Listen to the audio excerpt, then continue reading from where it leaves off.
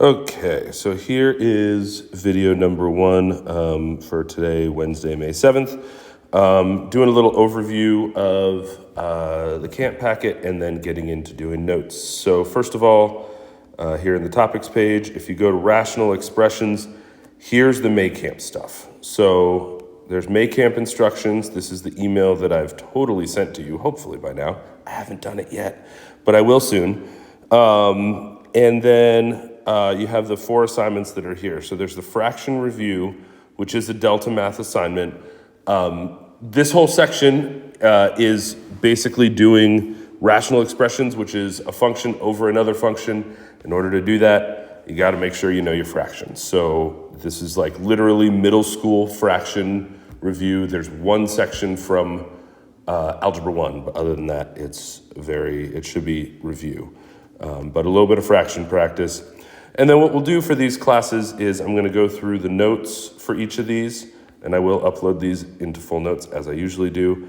And then the homeworks are over here. Your packet is homework 6.1, 6.2, and 6.3 along with these notes.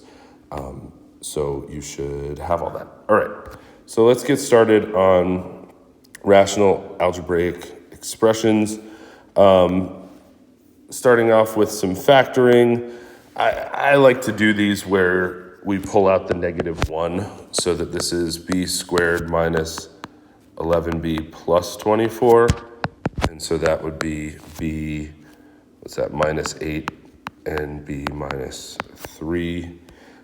Just doing a little bit of factoring because there's going to be a lot of factoring in this as we're simplifying rational expressions. This one, we have to pull out the GCF first. So that would be 2m. We'll be left with 5m squared plus 26m minus 24. What do we need? Our factors of -120 that add to 52, to 26. I'm just going to give you the spoiler alert, that is -4m plus 30. So that's 2m times 5m squared minus 4m plus 30m minus 24. So let's see, what is this? It is m times 5m minus 4 plus 6 times 5m minus 4. So we're left with 2m, m plus 6, and 5m minus 4. Hopefully that's usable later. And then just some fraction practice. So as a reminder, when we do this, what we're doing is we're trying to factor these things where we have our GCF, which in this case is 6. And what we have is we have a version of 1 here, and that allows us to cancel this out. So this is 5/8. This is what we're going to be looking for, is things that are multiplied together, and then we have the same thing on the top and bottom, and we're able to cancel those out to simplify an answer. Same thing here. Make this a little bit smaller. Same thing here. If we think of each of these things separately, this is like 9/15 times x over x squared times y cubed over y squared. And we're left with, let's see, 9/15 reduces to, we can cancel out a 3. So that's 3 and 5. We'll be left with an x on the bottom here, and of the y's we'll be left with that. So it's 3y over 5x. Okay, and then we talk about the domain of a function. Now, the domain is something we're going to need to look at because we're going to have some illegal values we're not allowed to have in these things. So basically, the question that we'll be asking is, what is x not allowed to be? So when I look at 2x minus 3, what am I not allowed to put in for x? Can I put in negative numbers? Can I put in positive numbers? Can I put in zeros? I can put in literally everything. So the domain, we would say, is all reals. And what is f of 4? F of 4 is we plug in 4 for x. 2 times 4 minus 3, which is 5. Now in this one, what's x not allowed to be? You can answer or not. River. What can't we divide by 0? Or what can't we divide by 0? What can't we divide by? 0. Yeah, can't divide by 0. So the domain is x cannot equal 0. F of 4 is 2 times 4 minus 8 over 4, which is 8 minus 8, which is 0 over 4, which last I checked was 0. And then a square root. Can we not put under a square root? Can't put negative numbers. So the domain is x has to be greater than or equal to 0. And f of 4 is just square root of 4, which is 2. Okay. So some of the vocab. What is a rational expression? It's essentially a ratio or a fractional portion, but it's a ratio of two polynomials.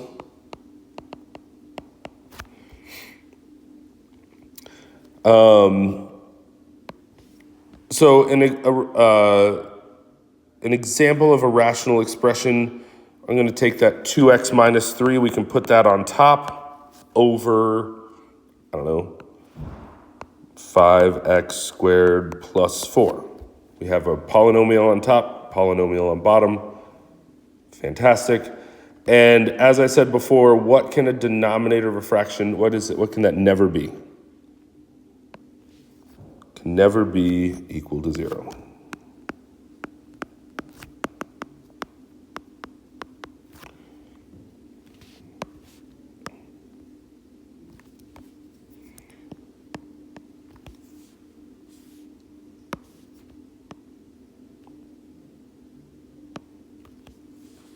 No. Okay. So essentially what we're doing is anytime we're dealing with a rational expression, we need to make sure that the denominator cannot equal 0. We have to actually make sure that it is impossible.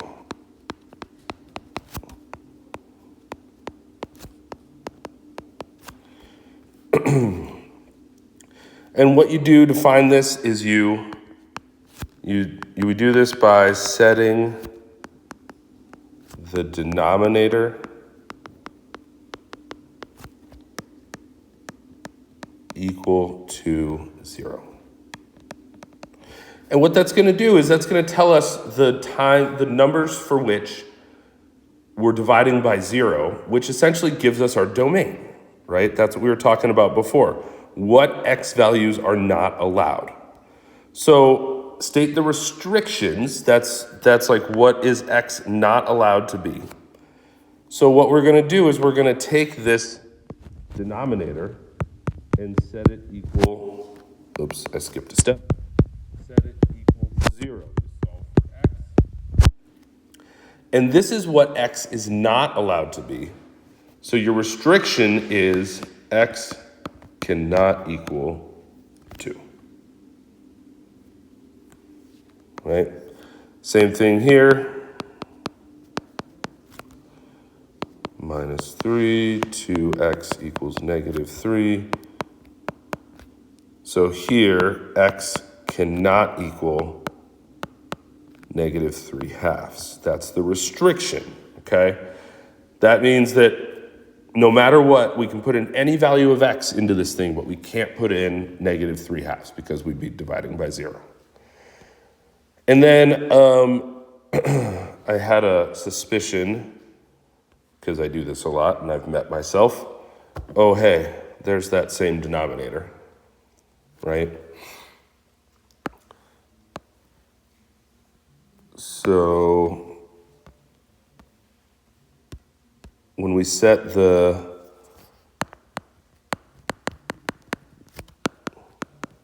bottom equal to 0, that means that we set this equal to 0, and so either b minus 8 is 0 or b minus 3 is 0. So b cannot equal 8 and b cannot equal 3. I guess, I don't know, it's weird. You can actually set it not equal to 2, like x minus 2 cannot equal. The operation does not actually have the same properties, but it's essentially the same thing. What you're doing is you're setting the bottom equal to 0, finding out what it's not allowed to be. So those are restrictions. I used purple here and purple there. I'm gonna make this one green. Okay. So in this section, what we're gonna be doing is simplifying rational expressions. In order to do this, what you wanna do is you're gonna factor the top and bottom and cancel out common factors. And whenever we simplify a rational expression, we also need to state our restrictions. And I'll talk about what that actually means. So let's start by doing one of these examples here.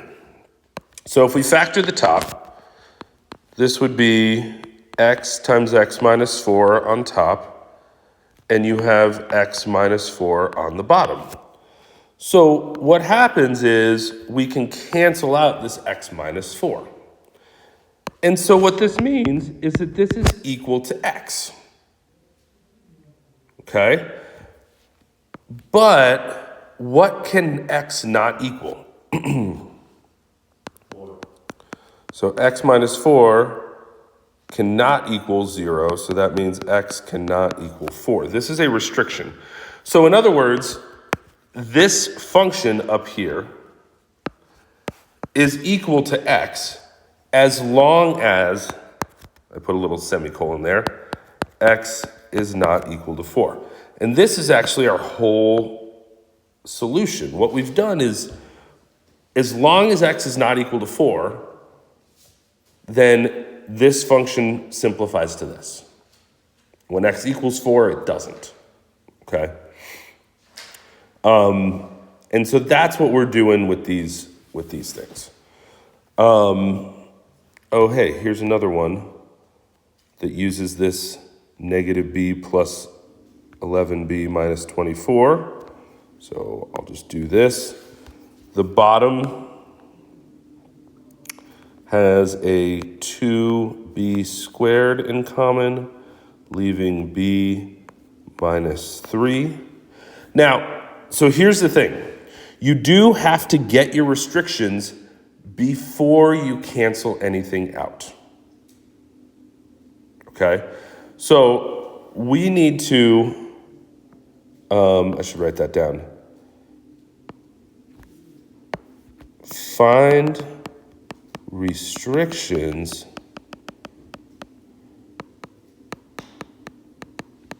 before canceling.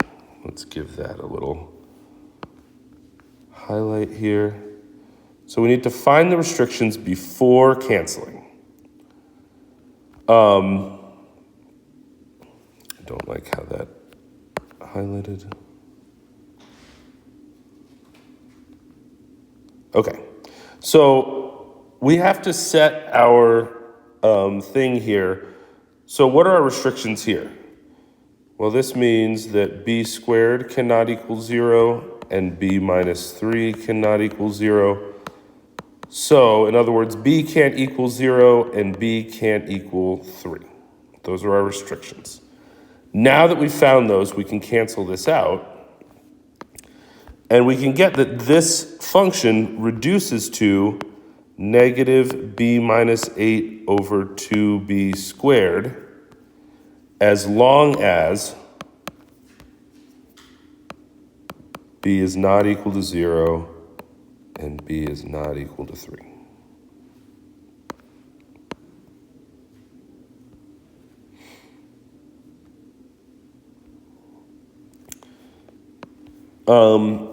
Couple of these. Oh, hey, I figured that this would come into play. Here's this on the last one. Here's the 10m squared thing. So I'm going to copy this. That's going to be the bottom. I'll do this one on the top. How's the top one cancel? This is 6m. We'll be left with m squared plus m minus 30. And then this would be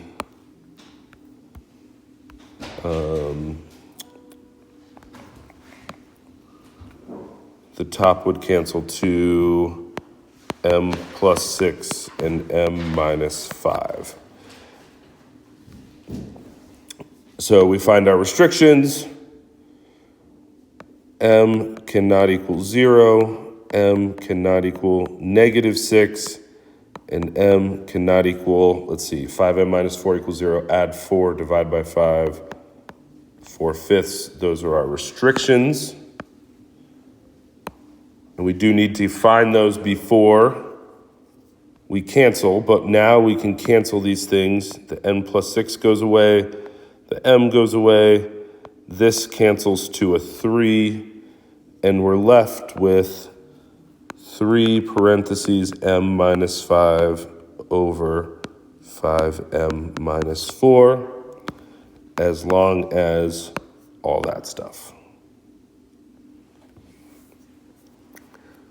So that's what this is saying, is this fraction, this rational function, reduces to this rational function as long as m is not these things.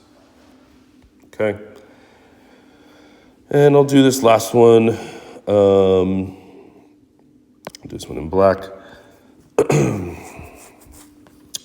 Let's see, so the top one cancels to, this is our formula, x minus 2 and x squared plus 2x plus 4. What's this cancel to? This is 2, 5x squared minus 13x plus 6. Did I do that one on the front?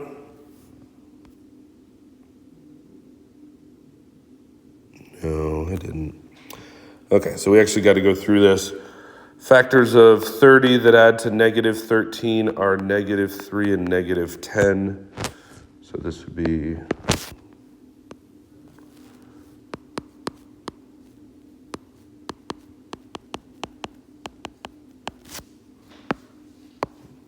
this thing over here, make it smaller. So that's 2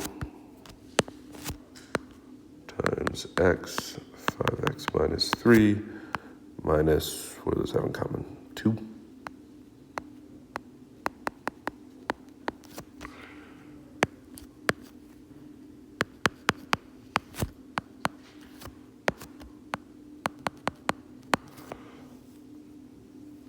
Okay, so that is the bottom. So what I can do with that now is I can take this, duplicate it, and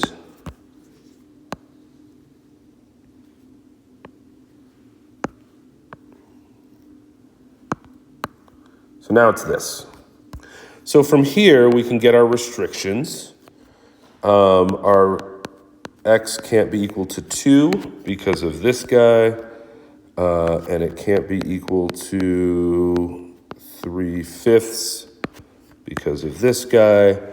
Now that we found our restrictions, we can cancel out the x minus 2 and get that this reduces to x squared plus x plus 4 over 2 times 5x minus 3, as long as x is not 2 and x is not 3/5. And that's our answer. Would you not simplify the top one more into That actually is not a factorable thing. That's a good question, right? So but factors of 4 that add to 2, 1 and 4, 2 and 2, we can't get anything that adds to 2. So that is as far as it goes. And that's true of all these. This is a formula, difference of perfect cubes, how we got this. But it does not go down any further. So that should be everything you need. So from here, you can go into this homework assignment, and if you have any questions, you can email me and let me know. All right.